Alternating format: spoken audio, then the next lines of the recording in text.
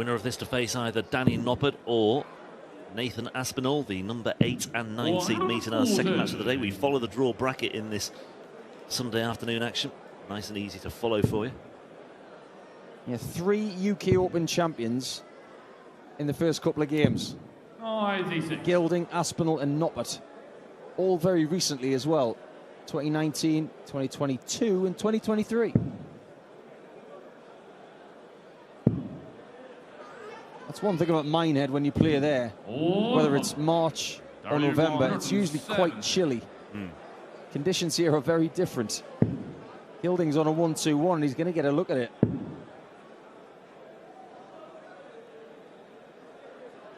A little bit later on our schedule as well. I'm really intrigued to see what kind of walk-on we get from Damon Hedder. Yeah, we'll touch upon that in a bit more detail shortly. Let's see if Gilding can find this 1-2-1 first of all. Bullseye is the target. Well, the finishing has been exemplary so far. That is 3 out of 3. And it's a second Sun+ checkout as well for Andrew Gilding, the number a lifetime ambition. By establishing yourself at the top table in the first place. Double 10 here for Gilding.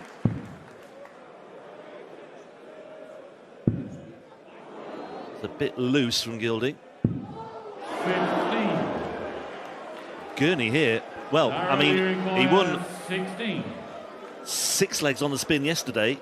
This would be a third successive leg if he were to steal this one. Trailed 3-1. And now leads 4-3. And it's that northeast corner of the board that serves him well. Just, well, exacerbated as well by the timing of it as well in terms of this balance in this all-important 10th leg. But Gilding coming back to the surface once again, just when it looks he might be floundering. 167. Doesn't leave a finish though, which means that Gurney's got 6 from here. And he's going to lay up. He's not going to go for it. The correct player this time. Yeah, just had a quick look to see where Gilding was. Saw he was unable to get the finish and made the percentage play. And Gurney looking at double 16 for a passage into his first Euro Tour quarter-final of 2023. He's made a semi-final on the Pro Tour this year. On the Players' Championship circuit, this would be a big feather in his cap if he can find this. He's inside for double 8. And he has to go to double 4 once again. It did him a few favours last time, and it does him a few favours once again. And Daryl Gurney keeps the dream alive here in the Austrian Darts Open. Maybe we've had more than one event in Austria before. We've got various venues we've been. The Netherlands, you could have 2 if you want. We'll see. 77 scored. Just checking with the referee to see what he's got left, and he does have options here. I think he was just a little bit worried about maybe accidentally busting his score. Yeah, that's such a good play. Nathan is elite when it comes to board management. He did some stuff yesterday that just made me sit back in my chair and just clap. He really thinks about his positioning number-wise and eliminating the bust shot completely. Even though he wanted to leave double 16, it was the right thing to do for the match and for the situation. Straight down the neck of the stem will give you 40 points. Just like that. 20 and he can start to score properly. Nathan Aspinall may be made to rue an opportunity to put this game to bed earlier on. But there's the fighting spirit from the Asp.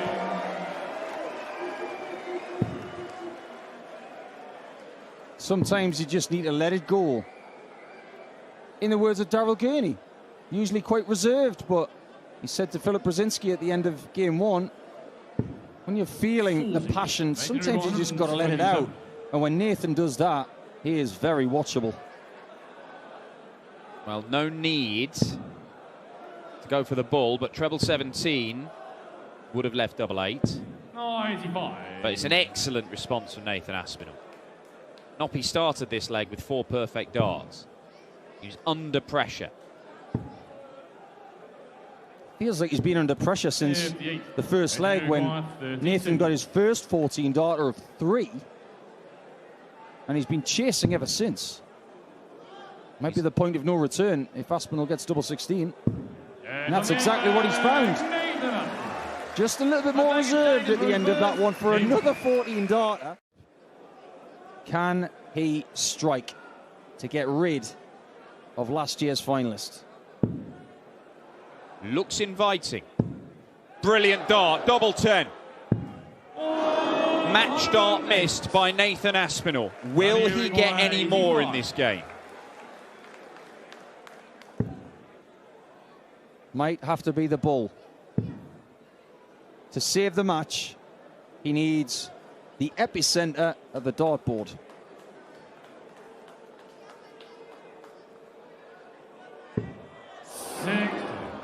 Not quite. And it will be another big deep breath for Aspinall, who, if he hits this double 10, he will return tonight to play Daryl Gurney. Double 10. Double 5. A safe one. And it was no help to him. And it's 4 darts missed for the match now. And Danny Noppert may be favourite to win it, despite the fact he is 10 points behind in the averages.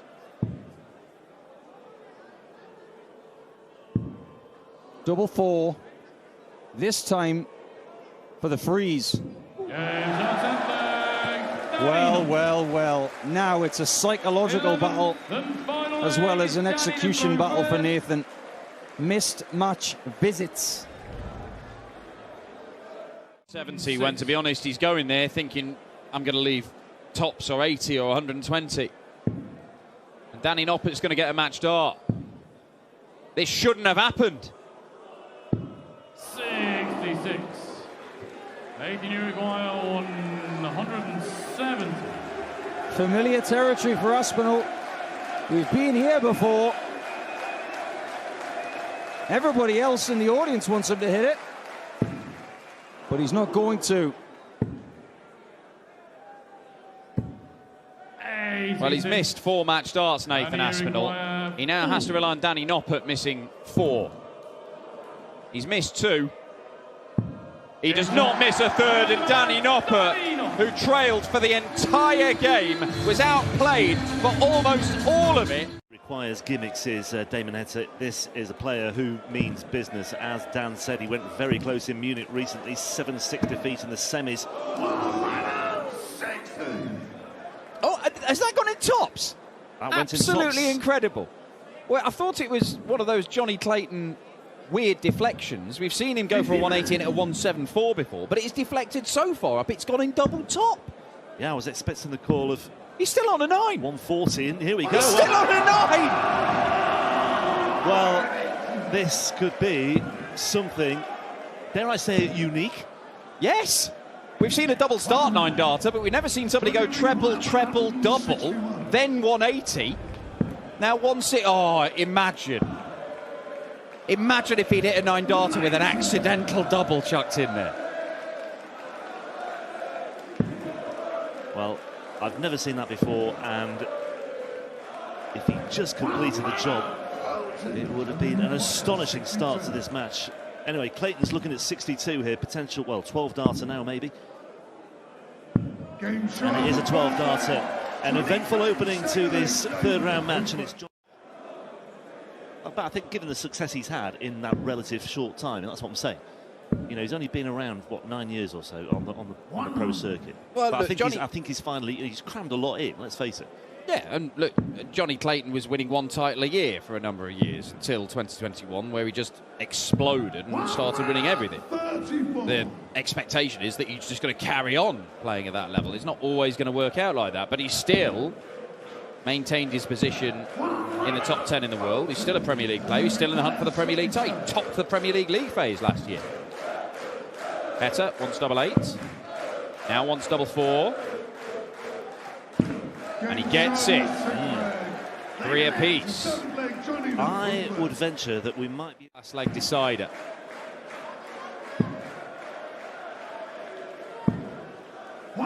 Been a great game. I mean, chances have been at a premium to break, but the standard's been brilliant. There's been so few mistakes.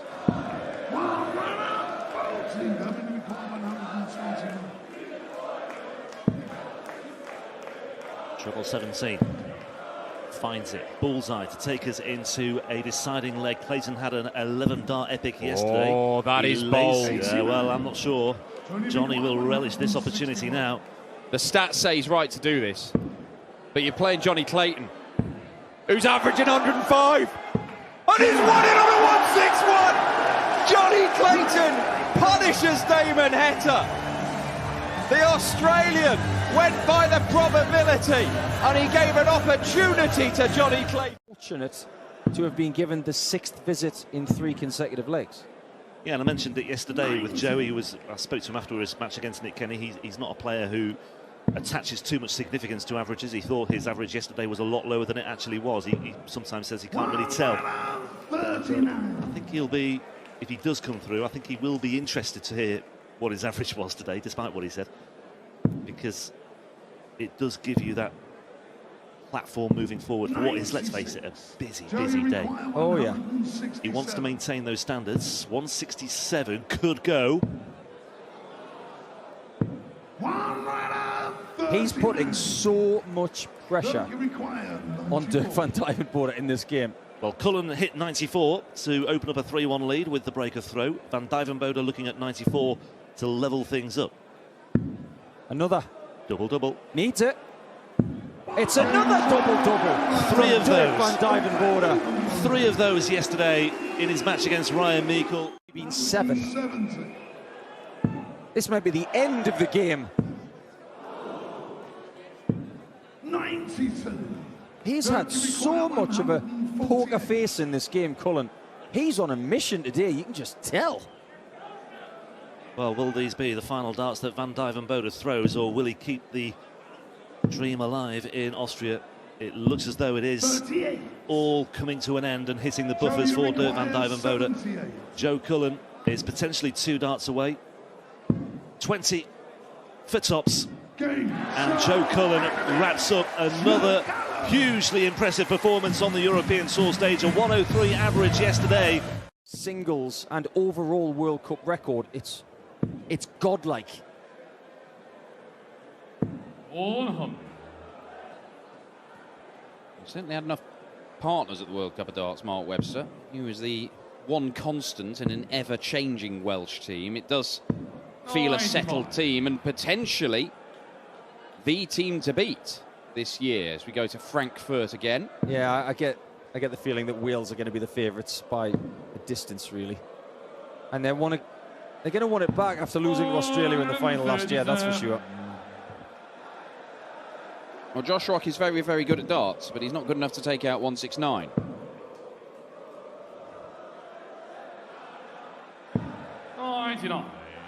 Well, Mickey did hit tops in the previous leg.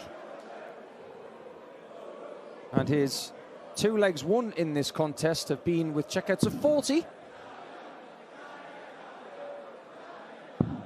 Oh, no. That's as bad as Joe Cullen shot at tops in the previous game, but he was able to fix it. Mickey may well be looking at a bigger gap, and it is right in the corner from Josh Rock. So he's just bolt upright, which means he doesn't need to spread the legs to spread his weight. Yeah. Whereas Josh Rock, you'll see it's very different. That lean comes in, he needs to have the back foot out back just to keep him upright. Yeah, the only lean from Mansell comes from the back foot, and it's minuscule. 13. I don't care how good Mickey Mansell is, he's not going to take 178 in 3. Yes, they're darts at double that Josh Rock can afford to miss, but he may not be able to afford to miss any more. Well, certainly not 3 more. 134. To be within 1 of victory then. Double top this time for Josh. Wild first 2. All is good when you take it with the 3rd one. And Sulevic is going to have to play better than he did yesterday against Peter Wright if he's going to dispose of Michael Smith. 82. Things have just settled down towards this 95 range average-wise for Rock. It's not been too explosive from him since he won leg 7 to go 5-2 up. I think they're just getting a bit more concise by giving the full name now. It's Mensur Suljovic, not Mickey Mansell. Yeah, they're definitely not singing Mansell Suljovic, although it could be Mansell Suljovic in the quarterfinals. Maybe that's what they want. Give the crowd what they want then. Josh is trying to be the party pooper. 59. Well, Josh Rock has got the security of knowing he's got the darts in the last leg decider, but he did not want to be in a last leg decider. He could be going there anyway. Dragged kicking and screaming into it by Mickey Mansell. That was a little close to busting his score. But that finishes off the leg. 5 apiece. Mickey Mansell. Some key trebles in there towards the back end of visits. Chuntering away to himself. Needs a treble to get to a finish of any kind. And he's done it again last dart in hand. Can he get another match dart at double 12? He can't.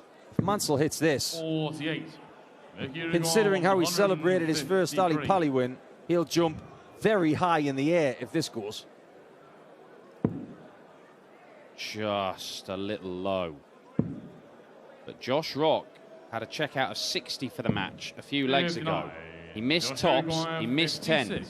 It should be tops he's looking at here. He's going to go a different route. Is it the right decision? It is the right decision. Josh Rock holds his throw and books his place in the quarterfinals. Well, if he does return Michael Smith, he'll be looking to improve his finishing so far of 1 from 5. I think he'd like to take out tops at the first time of asking if he gets the chance. 94. Went for the top stops there himself with Suljovic.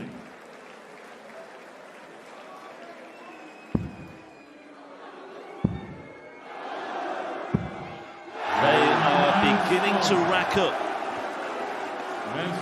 3 more. Out of 8 on the doubles for the world champion.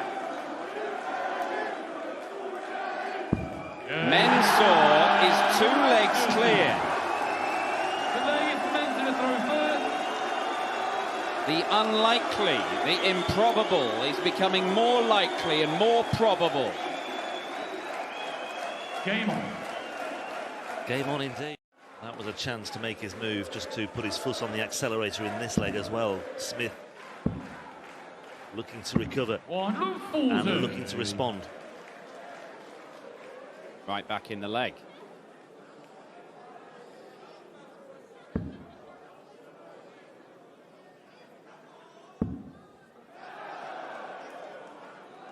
Looped it over and in. 100. Highest checkout we've seen in this game is 78 from Mensur, which he did take a couple of goes at. 140. But he may need to take the 1-1-1 because Michael Smith is poised.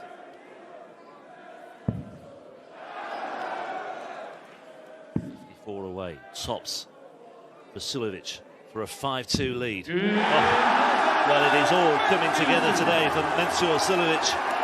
Question marks about the averages yesterday, but this is a much improved and a much better performance from the Austrian. The top 2 ranked players in the world back to back on a big stage and go through to the final session of a European Tour event.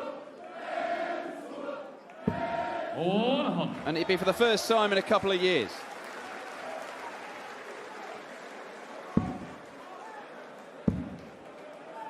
He just has this habit of delivering a storyline, and this weekend of all weekends, in this venue of all venues, it may well be that he delivers once again. 1-2-1 for a 6-2 win.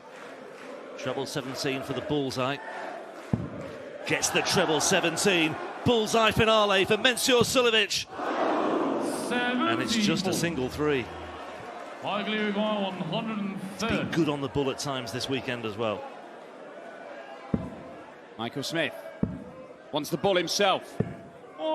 He's closer, but he's not close enough. And Mensur Suljovic, who's already missed a match start, has a chance to knock out the world #1 and world champion. Where's he going to go?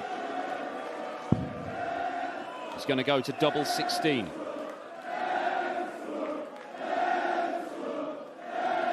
They chant his name.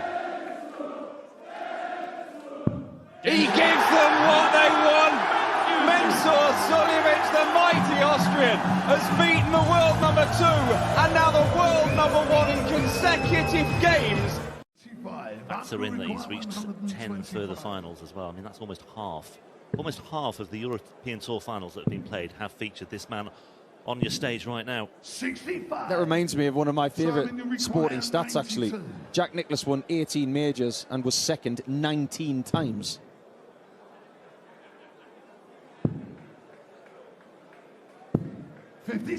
Hasn't really worked on the double-double so far in this match for Whitlock. He's missed it twice. Van Gerwen needs 10s. 50. That was just a little messy. That first single in the 20 was very wide. Very close to the single 5, wasn't it? Van Gerwen hoping to return for double 5. Whitlock looking at double 18, will have other ideas. This would be a break of throw as well for Simon Whitlock. 18. He will wonder how that has not gone in. I'm sitting here wondering how it didn't. Absolutely flummoxing as he goes 4-0 down. And Simon Whitlock right now is starting to feel like Tottenham. 48 to leave, 48. Whitlock requiring 164. You suspect this is perhaps a matter of when rather than if for Michael Van Gerwen, and it could be sooner rather than later because Simon Whitlock is not going to take out 164. 123. But he will ask the question. Michael Van Gerwen then for a passage into the quarterfinals this evening. 2 clear darts at double 16. 16. And the champagne is on ice for now. Stay of execution for the man nicknamed the Wizard. He's hit 1 double from 8 attempts. That's nowhere near what he wants. Things need to change right now. Very good shot from Whitlock. And Michael will be kicking himself that the game isn't over 5 through to the semi-finals because Austria, Northern Ireland, England, Wales, Netherlands already. Very cosmopolitan look, and we're used to that here on the European Tour these days.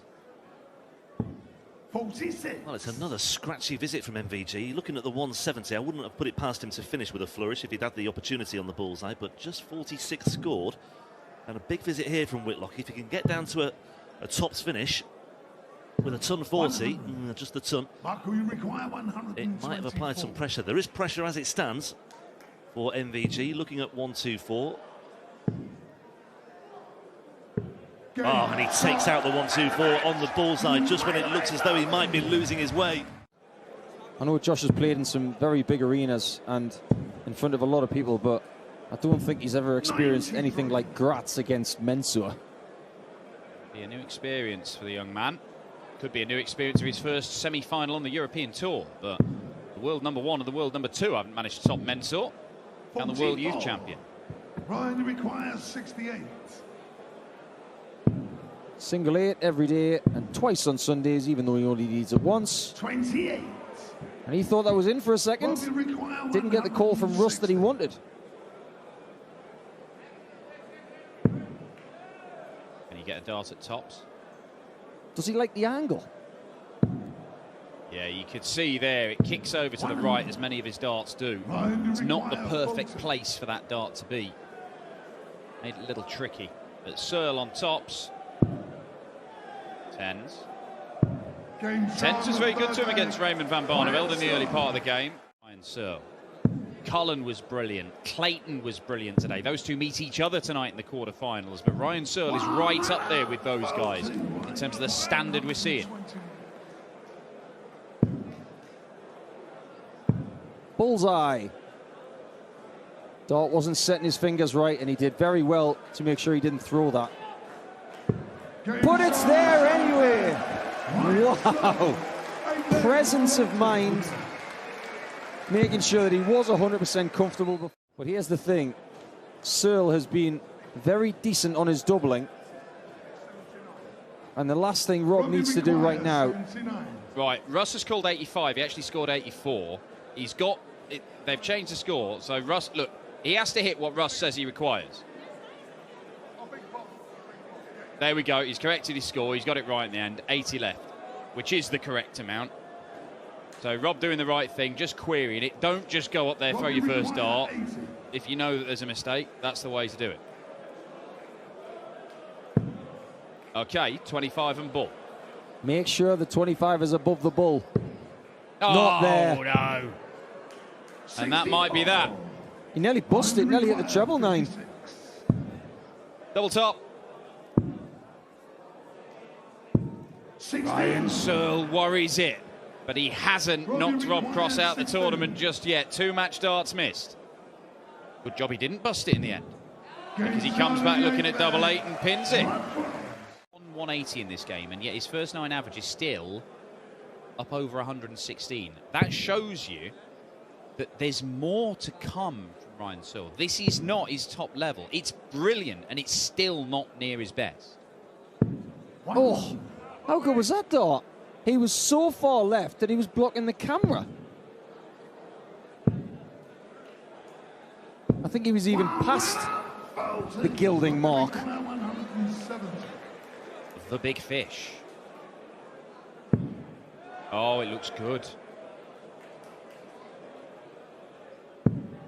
Oh, so unfortunate. And it's a great setup shot, but Ryan Searle should get at least 1 more match dart here. He'll get 2.